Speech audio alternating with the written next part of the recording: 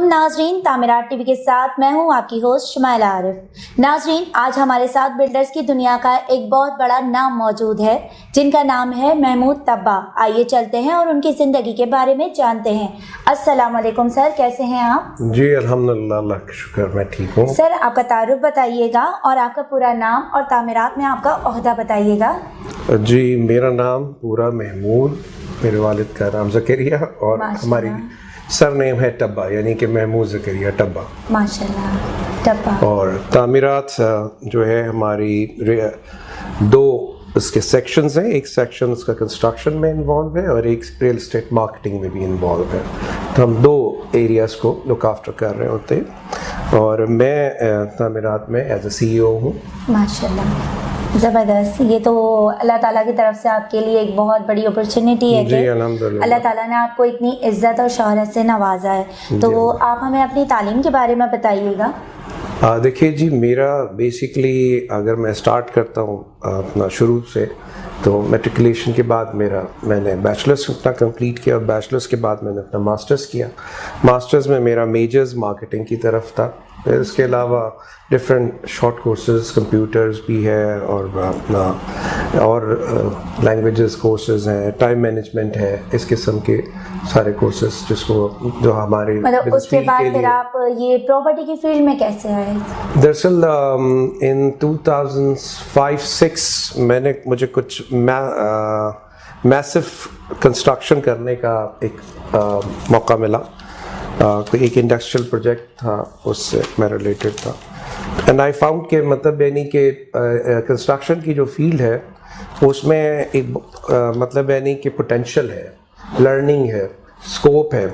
आप जो है क्या कहते हैं मतलब उसमें हर रोज़ कुछ नया सीखते हैं। और सबसे बड़ी बात ये कि ये वो फील्ड है जिसे आप कहेंगे कि एक मास्टर फील्ड है कि जो कई फील्ड को या कई इंडस्ट्रीज़ को जो है ना क्या कहते हैं वो सोर्स ऑफ इनकम प्रोवाइड करता है।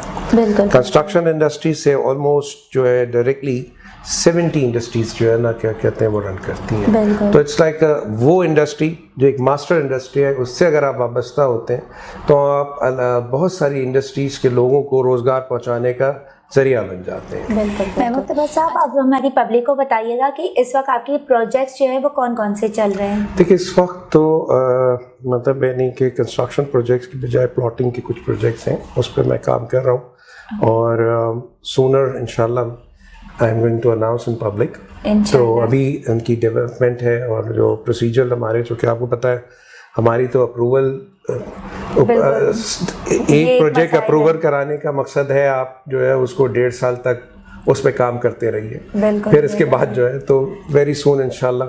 यही चीज़ तो पब्लिक को बतानी है कि बिल्डर्स के क्या मसाइल होते हैं जब वो कोई एक प्रोजेक्ट स्टार्ट कर रहे होते हैं तो उससे पहले वो इतना बड़ा जो लायामल तैयार करते हैं, वही चीज़ हम पब्लिक के ये वाला फेस जो है ना हम पब्लिक को दिखाना चाहते हैं कि बिल्डर्स ऐसे ही फैंटेसी की लाइफ नहीं गुजार रहे होते, उनके भी एक बहुत बड़े क्राइसिस होते हैं, बहुत मसाइल होते हैं, उसके बाद वो इस मुकाम तक बिल्कुल हमें तो जहां अल्लाह ताला ने आज आपको बिठाया है। लैंड को देखना, उसको वैल्यूएट करना, उसको डेवलप करना, उसको एक्वायर करना, एक्वायर करने के बाद उस पर जो है वो सारा का सारा उसके ऊपर पूरा प्रोजेक्ट के लिए प्रोजेक्ट डिज़ाइन करना, प्रोजेक्ट डिज़ाइन को फिर अप्रूवल के लिए देना, अप्रूवल के बाद उस कोई जो कॉन्ट्रैक्टर्स होते हैं उनको हायर करना, उसके बाद उन पे डेवलपमेंट शुरू कराना, फिर उसके बाद आपका मार्केटिंग स्टफ़ जो होता है उसको रेडी करना। मार्केटिंग स्टफ़ को रेडी करने के बाद मार्केट आपको किस मीडिया पे लेके जाना है, चाहे आप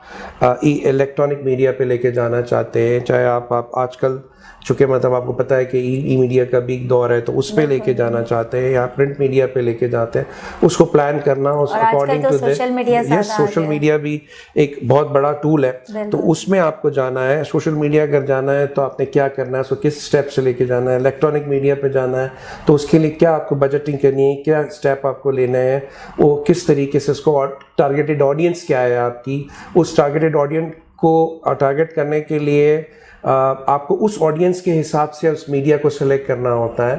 اور سب سے بڑی بات یہ کہ اس ٹارگیٹڈ آڈینس کا جو ہے مطلب اسٹیپ ان آپ نے کیسے کروانا ہے, اس کو اسٹیپ ان کا وہ ٹارگیٹ آڈینس, ہر ٹارگیٹ آڈینس کا ایک اسٹیپ ان ہوتا ہے, اس کے حساب سے اس کو آپ ٹارگیٹ مارکیٹ کو ٹارگیٹ کرتے ہیں. پھر اس کے اسٹیپ ان آپ جب آتا ہے, دین جب آپ کے پاس اس کا اسٹیپ ان ہوا, پھر آپ کا اپنا ایک آفس انوائرمنٹ ہوتا ہے. وہاں جو آپ کے آفس میں جو مارکیٹرز بیٹھے ہوئے ہوتے ہیں, آپ کا جو اسٹاف وہاں پہ بیٹھا ہوتا ہے, وہ دین دے گائیڈ دیم کہ بھئی ہمارا یہ پروجیکٹ ہے, اس میں یہ فیسلٹیز ہیں, اس میں یہ ہماری ڈیٹیلز ہیں, اتنے عرصے میں ہم یہ ڈیلیور کریں گے, یہ ہمارے پاس اس پروجیکٹ کے اندر سائزز کے اپارٹمنٹ یا پلاٹس اویلیبل ہے, آپ کو اس ویسینٹی میں آپ کو یہ فیسلٹی ہے, یہ ہے. ان کو اویئرنیس پرووائڈ کرتے ہیں پورا پروجیکٹ سے ریلیٹڈ, یہ ساری چیزیں. وہی اویئرنیس پبلک کے پاس جا رہی ہے. وہ بالکل وہ پبلک کو میڈیا کے ذریعے اویئرنیس پہلے پرووائڈ کی جاتی ہے. پہلے اس کا ایک پلان بنایا جاتا ہے, پلان بننے کے بعد آپ کا ایک کمرشل ڈیزائن ہوتا ہے. اس کمرشل میں آپ پبلک کو مطلب بتاتے ہیں کہ جی ہم یہ پروجیکٹ بتانے جا رہے ہیں, ہمارا پروجیکٹ آ رہا ہے, یہ لانچ ہم نے کیا ہے, اس میں یہ ساری چیزیں ہیں, یہ ہمارا آفس ایڈریس ہے, ہمارے ٹیلیفون نمبرز ہیں.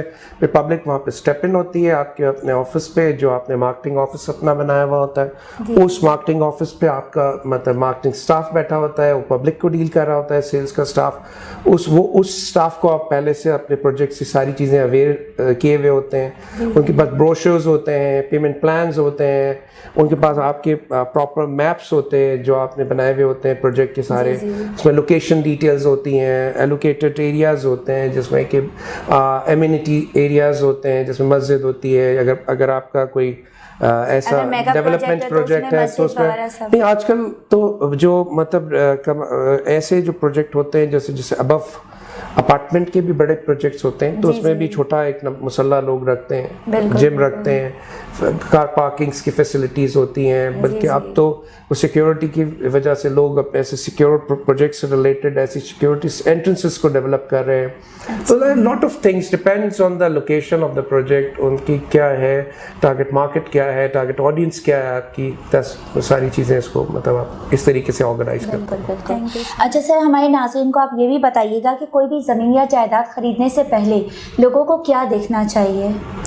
دیکھیے, زمین یا جائیداد کے خریدنے کے جو پروسیجرز ہیں, ان میں سب سے پہلے جو ہمارا ایک لے مین پروسیجر تو یہ ہوتا ہے نا کہ وہ آپ کسی بھی مطلب یعنی کہ جو ایجنٹ یا کوئی ایسے بندے سے کانٹیکٹ کرتے ہیں اور آپ اپنا اس کو اپنی ریکوائرمنٹس بتاتے ہیں, یا آج کل جو ہے یہ ای فیسلٹیز ہمارے پاس موجود ہیں, تو آپ اس میں پہلے اپنی ریکوائرمنٹ دیکھتے ہیں. پھر اس میں اس ریکوائرمنٹ کے حساب سے آپ وزٹ کرتے ہیں کہ بھئی جو پراپرٹی آپ نے خریدنی ہے اس پراپرٹی کا ایز فزیکل کیا اس کا مطلب یعنی کہ ایگزسٹنس ہے.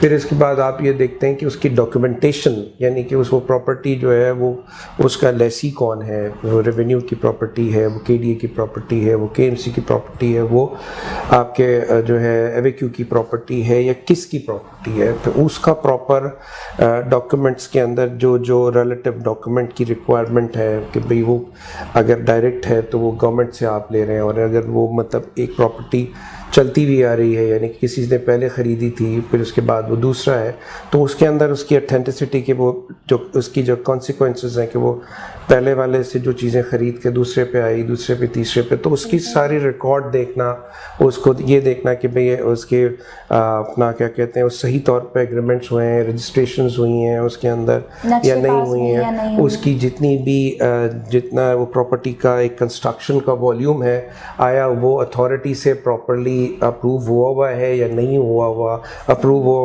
مطلب یعنی کہ کیا اتنا ہی ہے یا اس میں کوئی کمی ہے یا زیادتی ہے.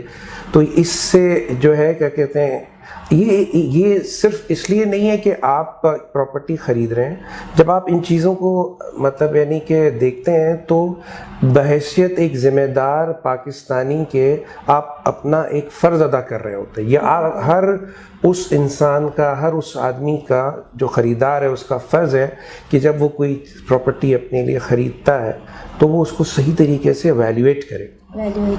ٹھیک ہے sir, thank you so much.